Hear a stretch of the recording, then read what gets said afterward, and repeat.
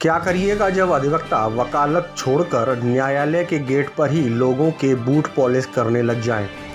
क्या ये संभव है? ऐसा हो सकता है? जी हाँ, ऐसा हुआ है कान्हा की नगरी मथुरा में, जहां कोरोना काल में पहले से ही आर्थिक समस्याओं से घिरा हुआ एक अधिवक्ता न्यायालय के गेट पर जूता पॉलिश करने बैठ गया। और ऐसा किया उसने बार एसोसिएशन की बढ़ी हुई वार्षिक फीस के विरोध में। चूंकि कोरोना के चलते न्यायालय का कार्य प्रभावित हुआ है, वादकारियों के अभाव और उस पर बार की वार्षिक फीस वृद्धि के विरोध में न्यायालय के गेट पर अधिवक्ता ललित मोहिनी स्वरूप शर्मा जूता पॉलिश करने बैठ गए। अधिवक्ता का कहना था कि बार एसोसिएशन द्वारा पूर्व में 300 रुपये की वार्षिक फीस जमा कराई जाती थी, वह भी किस्तों में, लेकिन लॉकडाउन के बाद बार एसोसिएशन के द्वारा फीस वृद्धि कर 500 रुपये कर दी गई, वह भी एक मुश्त जमा कराई जा रही है। अधिवक्ता का कहना था कि कोरोना काल में आय के स्रोत पूरी तरह खत्म हो चुके हैं, ऐसे में यह फीस जमा करें तो कैसे। लिहाजा विरोध स्वरूप अधिवक्ता द्वारा बूट पॉलिश कर अपना विरोध जाहिर किया गया। समस्या सभी आप भी जानते हैं, सभी लोग जानते हैं, और मुझे उम्मीद थी कि आपको मालूम होगी अपनी तरफ से, लेकिन चलो अब मैं बताता हूँ, आपने पूछा है तो। तमाम वकीलों ने आत्महत्या की है इस कोरोना काल में आर्थिक तंगी की वजह से। उसमें तमाम युवा अधिवक्ता रहे हैं। हमारी टीस ये है कि ना तो बार एसोसिएशन उस समय हमारी मदद कर पाई, ना बार काउंसिल, और उत्तर प्रदेश सरकार तो हमारा पैसा ही खा के बैठ गई। जो हमारी मेहनत का पैसा था उसे उसने रिलीज ही नहीं किया उत्तर प्रदेश। इस दौरान चुनाव हुए बार एसोसिएशन मथुरा के, हमने इस उम्मीद में वोट दिए कि कुछ बदलाव होंगे। तो जो वार्षिक चंदे का शुल्क है 500 रुपये, जो पिछली साल तक 300 रुपये हुआ करता था, वो 500 रुपये हम चाह रहे थे उसमें कुछ राहत मिले हमें, क्योंकि हमारे पास पहले प्रायोरिटीज़ खर्चे के लिए और हैं। पहले हमें सब्जी भी लेके आनी है, दूध वाले का भी पेमेंट करना है, मेडिकल वाले का भी, बहुत सी समस्याएं हैं। तो वार्षिक चंदा में हम थोड़ी राहत चाहते थे, जिसके लिए हम इनसे मिले, हमने लीगल नोटिस भी इन्हें दिया, लेकिन इन पर कोई असर नहीं पड़ा। 300 रुपये जब वार्षिक शुल्क हुआ करता था, तब कई जो अनुभवी पुराने अधिवक्ता हैं वो जानते हैं कि वो 100 रुपये करके 3 महीने में लिया गया। तो एक क्या कारण है कि 500 रुपये वाले में ये इतनी भी रिलीफ नहीं दे पाए कि 100 रुपये करके 5 महीने में ले लें। बार की आमदनी वकालतनामा से पहले केवल होती थी, आज की डेट में हलफिया बयान भी बेच रहे हैं, बेल बॉन्ड भी बेच रहे हैं, सब बेच रहे हैं, पब्लिक से उसकी गाड़ी कमाई खूब छीन रहे हैं, लेकिन वकीलों को क्या दे रहे हैं बदले में?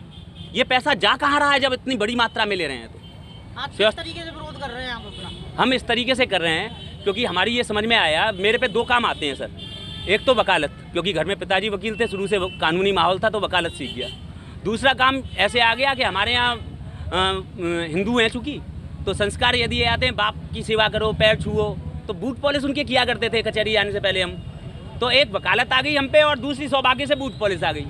आज की डेट में अदालतों का जो व्यवहार है ये ना तो उसको सुधारने के लिए, ना युवा अधिवक्ताओं की कोई समस्या, ना वार्षिक चंदा, तो फिर ये बैठे किस लिए हैं? सीधी सी बात है, अगर ये हमारी मदद नहीं करने बैठे तो निश्चित मलाई खाने के लिए बैठे हैं केवल। चुनावों के वक्त हारने वाला प्रत्याशी हो या जीतने वाला, वो मात्र 300-400 वकीलों को 2-2 हज़ार 3-3 हज़ार लिफाफे में बांट देते हैं, और 500 रुपये वार्षिक चंदा, बाकी के जो 2200-2000 वकील रहे उनके लिए कोई राहत नहीं है। वार्षिक चंदा कम होना चाहिए, बिल्कुल कम हो या राहत दी जाए, इसमें कुछ ना कुछ तो हो।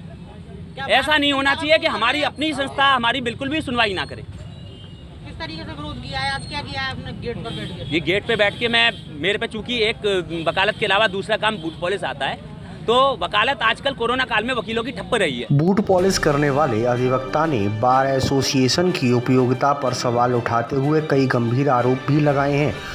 वहीं इस पूरे मामले में बार एसोसिएशन के अध्यक्ष ने विरोध करने वाले वकील को बार एसोसिएशन का सदस्य ही नहीं बताया है, जबकि बार एसोसिएशन के सचिव ने वकील के खिलाफ कार्रवाई करने की बात कही है। हमारा कोई अधिवक्ता नहीं बैठा है। अच्छा, उनका एक ये आरोप है कि 300 रुपये पहले दिए जाते थे, लेकिन अब 500 रुपये लिए जा रहे हैं, वार्षिक शुल्क हो जाता है। बार के जो शुल्क है वो सबसे लिया जाएगा, चाहे कोई कुछ भी करे, इससे कोई फर्क नहीं पड़ता है। हमें बार के हित को देखना है, किसी एक व्यक्ति 2 व्यक्तियों के हित को नहीं देखना है। हमारे पास न कोई इस तरीके का प्रार्थना पत्र आज तक आया है कि किसी का शुल्क माफ किया जाए या कितना लिया जाए, कितना न लिया जाए।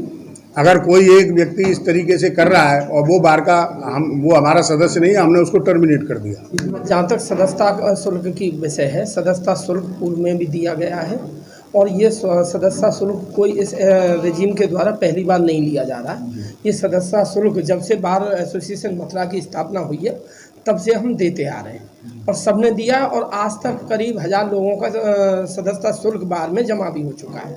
अब एक व्यक्ति अगर हठ धर्मता करके और ऐसे अपनी गलत मांगों को मनवाएगा तो ऐसा आदमी हमारी बार का सदस्य नहीं हो सकता है। ऐसे व्यक्ति के खिलाफ हम 100% कार्रवाई करेंगे।